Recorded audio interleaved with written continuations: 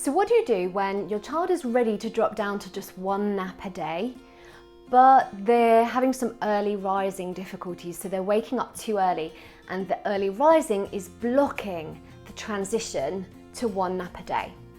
Why might that happen? So imagine your child is developmentally ready. They're at that right kind of age and stage developmentally to be dropping down to one nap. It's where their body is. They're ready for sort of longer wakeful chunks and one good solid nap in the middle of the day. They're not really wanting to do two anymore. You know that developmentally it is time. Two naps won't fit in. You know that two naps won't fit because if they have one, then they're not tired enough to take another one. No matter how you jiggle it around with timing, and you know that you just can't get two naps from them anymore. And perhaps what you're seeing though is that they can't last the morning because of an early rising problem. They can't make it through to the middle of the day and a sensible place to put that one nap.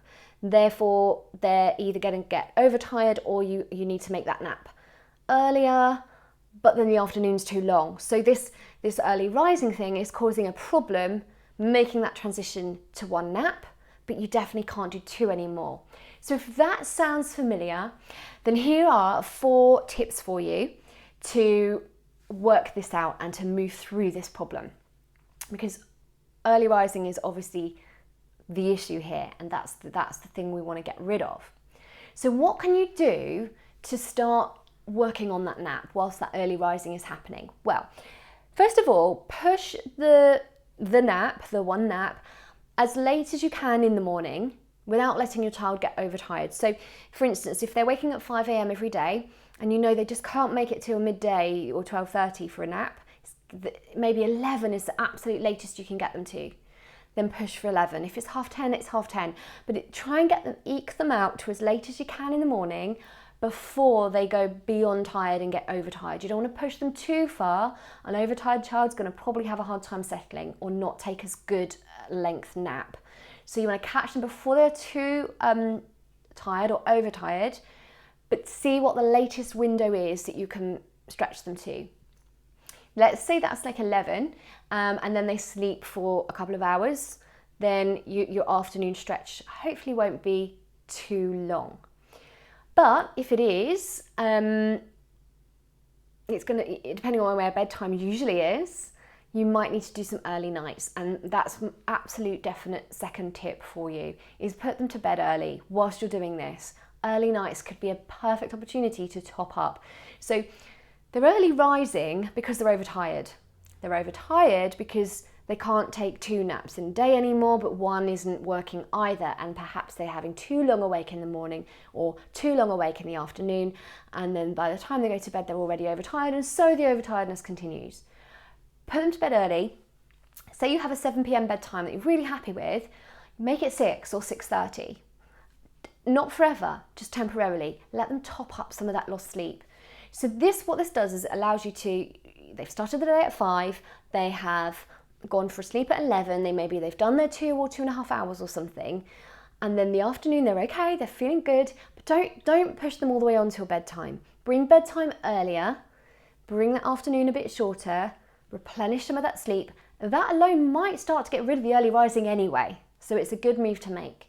But it's a move you can make to try and make one nap work in the place that it's sitting a little on the early side temporarily. So the other thing is that you may need to do a split lunch. That's my third tip for you.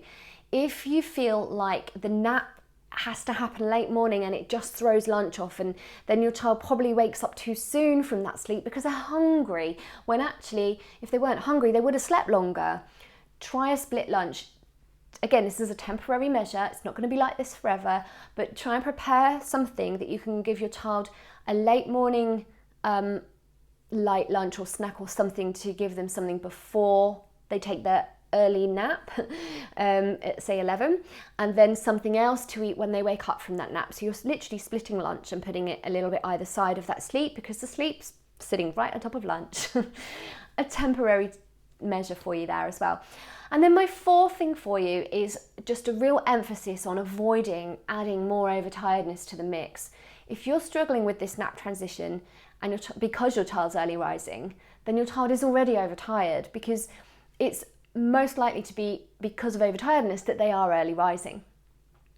By doing this, by replenishing some sleep wherever you can, but probably by going to bed earlier, that's going to help fix the early rising anyway and allow for a substantial nap. And that substantial nap is also going to help to overcome the overtiredness. So you see how this brings all the pieces of the puzzle together, and in no time at all your child will go back to sleeping until 6 or later in the morning, and they'll be ready to push that nap back to that nice spot at around midday, 12:30, sleep nicely and be quite happy for their normal bedtime.